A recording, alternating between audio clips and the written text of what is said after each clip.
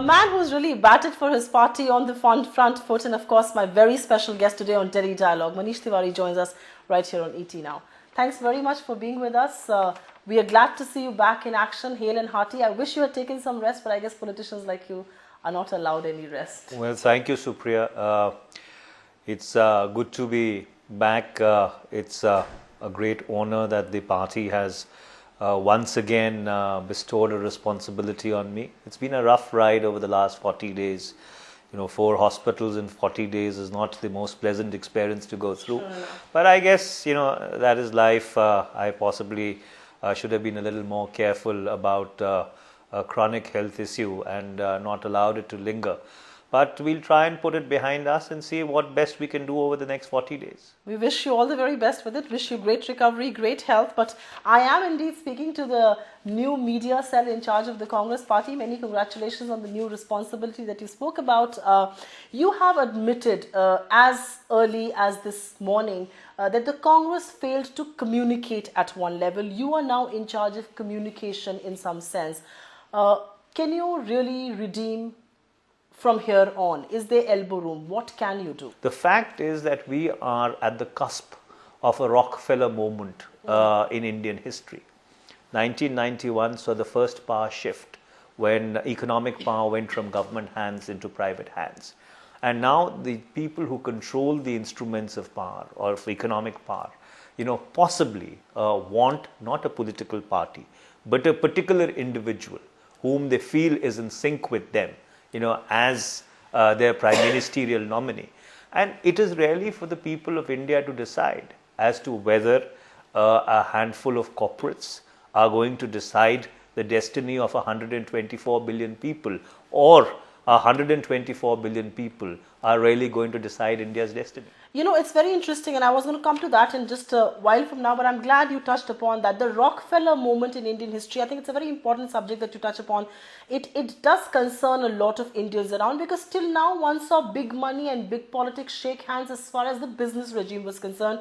Here we are seeing big politics and big money shake hands even as far as electoral politics is concerned. We are seeing a shift where big money is backing Narendra Modi. That's exactly what the Congress party is making out to be. That's exactly what you are saying here.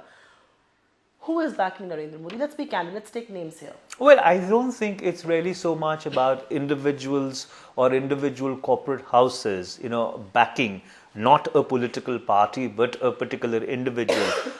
It's more so to do with the kind of business environment which people are interested in.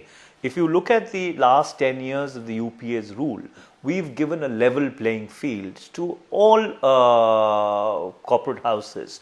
So therefore, it's been a system which has been based upon a stable and a level playing field. Unfortunately, the gentleman in question, who is the prime ministerial nominee of the BJP, has believed in special dispensation, a special access kind of a relationship. And it is really for corporate India to decide collectively as to whether they would favor a regime which has been equitable, which has been fair to everybody, or do they believe that special dispensation and special access relationships is the way that corporate India would like business to work? I think that's the fundamental question which needs to be answered by the corporate barons or the corporate houses who've chosen among, or who've taken upon themselves to use the instruments of information dissemination which they control to back a particular individual and not a party. There are 2 questions that come promptly to my mind. Question number 1 I'm going to ask you really is, when you say corporate houses that choose the information dissemination, I am sure you have names in mind, and the Manish Tewari that I have known all along is a very candid man, and which is why I'm going to ask you. Mr. Modi is always known to be very close to either the Adani group or Mukesh Ambani. Are you hitting out at these 2 business houses? Well, not at all. Let me tell you, I have enormous respect for people who have created wealth, whether it is Mr. Mukesh Ambani or Mr. Gautam Adani or Mr. Ratan Tata or Mr. Adi Godrej or anybody else. I think that they've not only added value to this country, but more importantly, they have been responsible for the renaissance, which has turned us into a $2 trillion economy. But there is a perception, which unfortunately has got institutionalized, that as if, this election represents the second power shift which I was talking about. And therefore, we are at an inflection moment. An inflection moment which is very reminiscent of the first decade of the 20th century in the context of the United States of America, when corporate influences were very, very strongly opposed, and they were told by the people of the United States of America that yes, free enterprise means the right to do business freely. To some extent, laissez-faire has to be a system which is governed by or underpinned by a set of rules. But insofar as politics or insofar as democracy is concerned, that's something which is too dear to be left to the tender mercies of a few individuals who think that they can decide the destiny of India. That's a very good thing. But you do sense it happening for the first time, that corporate India is openly out there taking sides. Well, I don't think that's a secret. People have been articulating positions. It's one thing for you and I to decide that I want to vote for a particular individual. It's another thing that, institutionally you decide that, look, I will use all the power which is there at my disposal to try and see that not a party but a particular individual, because they feel that there is some kind of a sync or a special relationship should be there. I think it undermines the very glorious tradition of India's democratic dispensation, and over the past 65 years, we've been very successful, notwithstanding the Swatantrata Party days and various other such tendencies, to be able to safeguard what is really sacrosanct. Mr. Tewari, you wear many hats. You are one of the chief spokesperson of the Congress Party, now in charge of the media cell, a parliamentarian, also the INB minister of this country. As the INB minister of this country, I'm going to ask you a candid question that is now plaguing national debate at one level. Are you concerned about the media control some of the corporate houses have? Well, the fact is that from 1947 onwards, media in India has been in private hands. You had official media in the form of Doordarshan till about 1991, and then it got spun off into the Prasar Bharati format. And there is absolutely nothing wrong. In fact, I think it's a very healthy balancer that the fourth estate is outside the domain of the government and is in private hands. But when you have, a large number of players, and that's why there's been a fragmentation, especially when the television industry is concerned, and flawed revenue models, then unfortunately, rather than running news at times, you have people who are running agendas. And when agendas start to run, then even some of the more responsible big players, because of the dictates of revenue, unfortunately end up falling in line. So that is really the tragedy of the Indian media. I'm not going to talk about the revenue model of media channels. What I was really referring to is that when big business controls media, there is this risk that you run of agenda-driven coverage. Is that what we are seeing in India at one level? Well, I think to some extent, people are not in the media business only for the purposes of charity.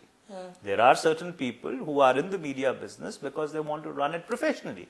There are other people who are in the media business because they feel that it is an instrumentality which provides them access to influence, influence in terms of shaping opinions, which impacts the political class directly. So therefore, if somebody was to say that the media is completely and absolutely a kosher animal, driven purely by professional interest, that's a completely and an erroneous read of the situation. I'm going to turn focus and talk about the campaign really. If you look at the Congress Party campaign, and I'm really speaking from a pan-India point of view, this seems, and you speak to a lot of Congress leaders off the record, there seems to be this sense of resignation, as if they've almost taken it for granted that, look, we are not coming back, this is how it's going to be, let us now work for some face saving. Is your campaign lacking that spark? Well, first of all, I think, a parliamentary election is about 543 different fights. It is not about one gladiatorial contest. So therefore, what you see playing out in the media space, is a very gladiatorial narrative. But what you see playing out on the ground are 543 different individual contests. So therefore, I would be very surprised that this sense of resignation that you talk about, that is absent in a candidate who is contesting, because after all, he's putting his sweat, blood and tears. He's putting his money into his campaign, and nobody fights an election to lose. And, which brings me, to my own experience. Why is it, so people ask me this question, that people have fought elections from hospital beds, people have fought elections from jails. Why is it that I ran away and I did not fight an election? No, I don't think you ran away. I think that was an issue. And I'm going to come to that. But that's an insinuation. Right. The fact is that a parliamentary campaign requires, an arduous 24/7 dedication. That's right. And therefore, a candidate, who's putting that energy is not doing it to lose an election. So don't write the Congress off. Don't write the Congress off. There's news that just come in, and I'm going to pick your brains on that a little. Mr. Janardhan Dwivedi has apparently been just quoted as saying that the Congress could look at a larger, more active role for Priyanka Gandhi. Many people believe that Priyanka could be this trump card that the Congress has still not unleashed. As now somebody who's going to manage the communication, creating this wave, not writing off the Congress, what is your personal view on this? Well, I don't know in what context has Mr. Janardhan Dwivedi made that statement, but Mr. Dwivedi was my chairperson of the media department.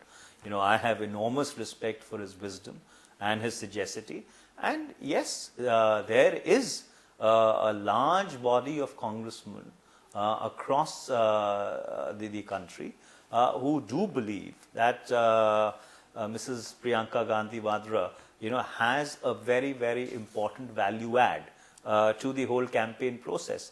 Now, whether, the party takes a call or she individually takes a call, that's really at her discretion.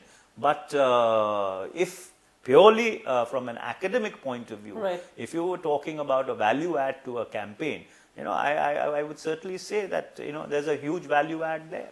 Fair enough. Let me just move on to a post-poll scenario. There were some overtures that were made to the left. Many people believe if the Congress doesn't come back to governance, the best case scenario that the Congress party would want is a third front government supported by the Congress. Is that a possibility? Well, I think at this point in time, we are fighting to win an election. We are not fighting to get into a coalition situation.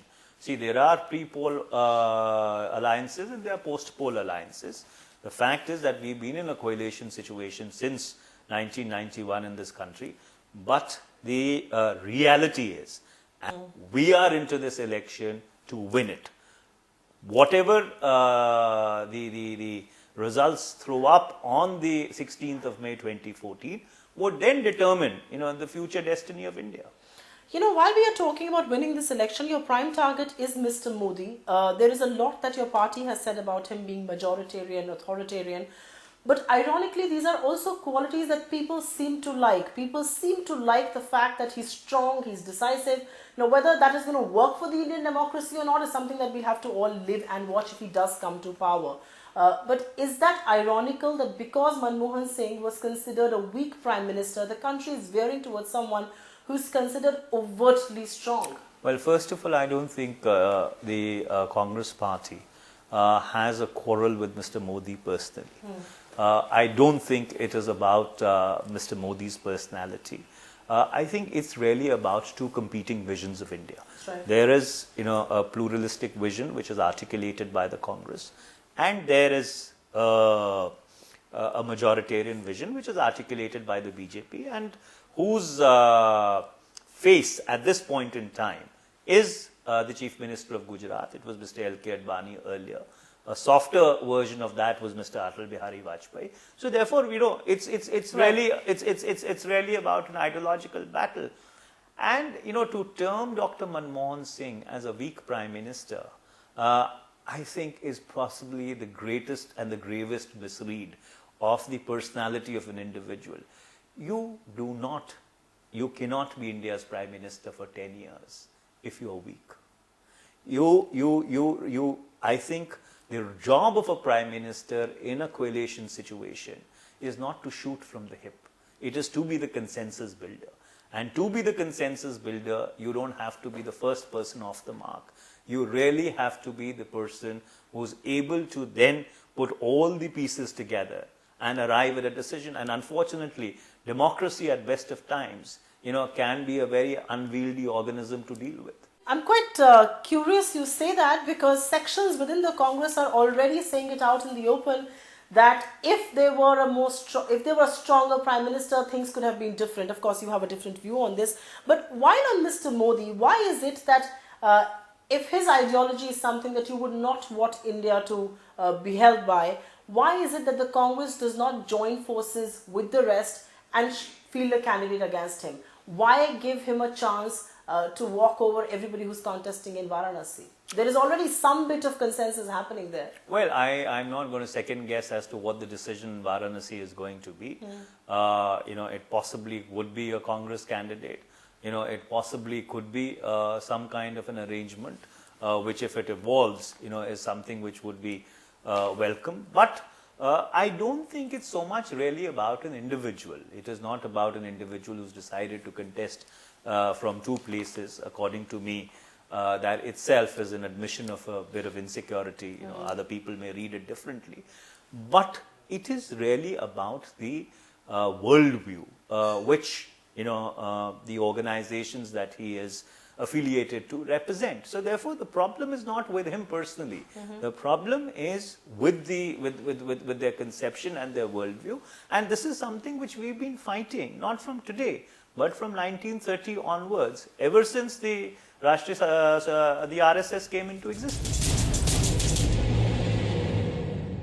It's very strange that Mr. Modi keeps talking about this development, this growth agenda. India Inc. is really eating out of his hands almost, it seems. But there is no manifesto on the table. And that's really the big debate today, that why is it that the BJP has still not released its manifesto? Are you a little surprised, because there are reports that there is internal strife with Murli Manohar Joshi versus Modi on what should the poll plank really be?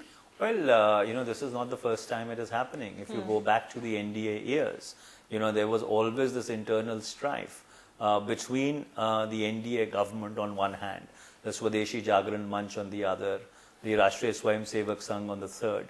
So therefore, there are conflicting economic philosophies within the BJP itself, and those contradictions are playing themselves out. So therefore, I am not surprised that they have not been able to hammer out a consensus as to what their manifesto should be.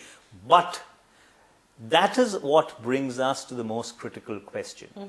People of India will have to decide, is this a personality-centric election, whereby it is only a personality which matters, irrespective of whether there are issues or there are no issues, irrespective of whether there's a manifesto or there's no manifesto? Because obviously, if you're going to release a manifesto 3 days before the first actually on the day of elections, it seems. The first phase of polling, this obviously means that you have scant respect, for the wisdom of the people of India, because in your conception, a manifesto does not matter in the electoral calculus. So therefore, are we moving towards a completely personality-centric syndrome?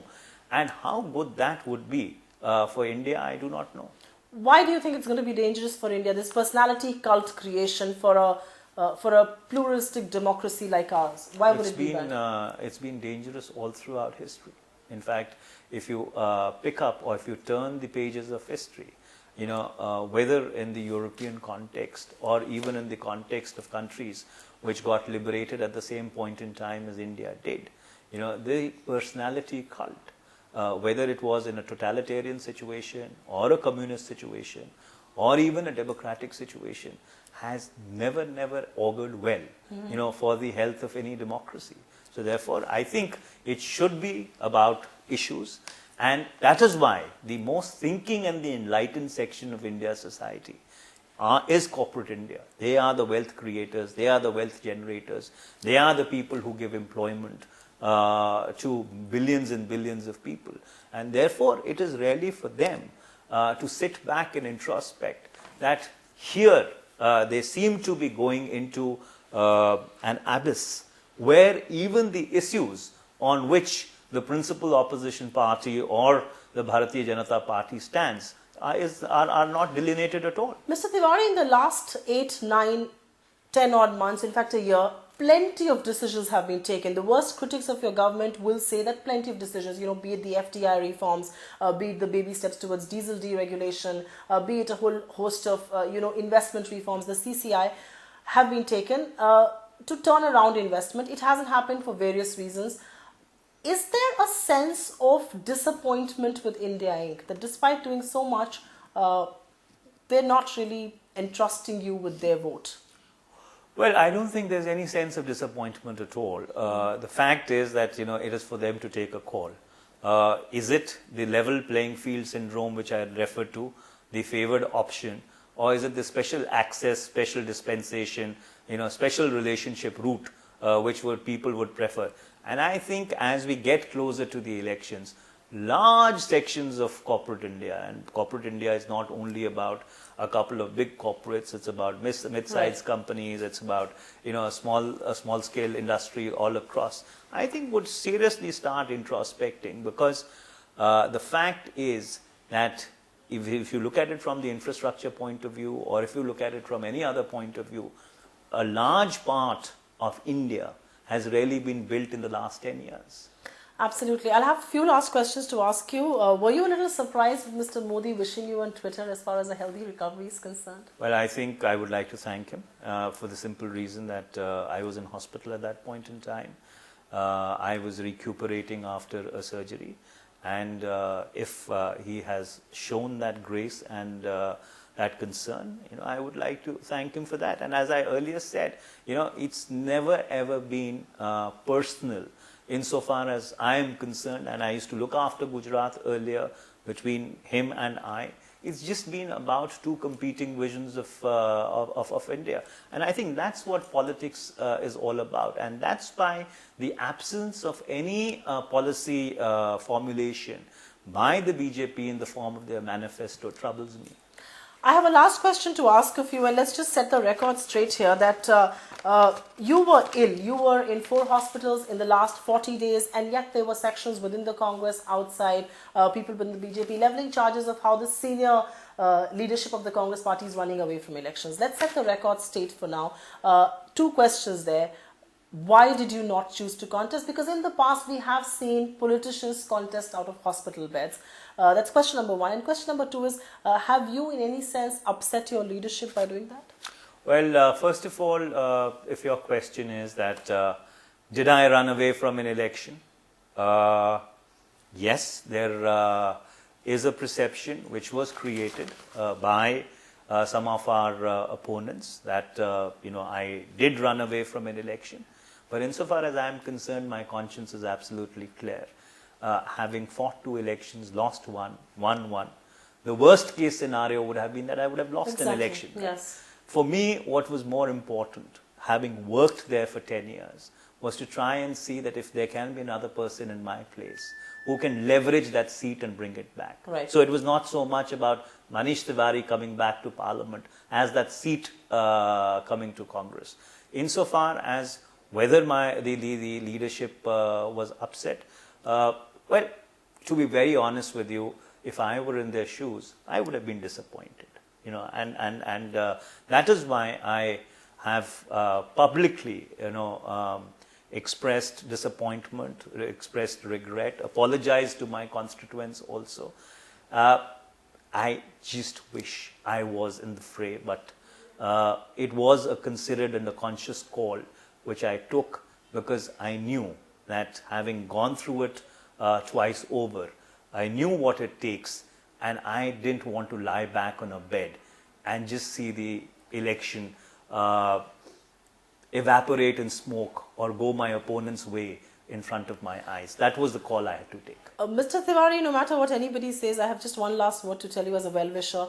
I think it was the right call taken. I think nothing else matters more than one life. We all just have one life to live. We wish you a very healthy recovery. Well, thank you very much. Thank you very much for your concern. Thank you very much.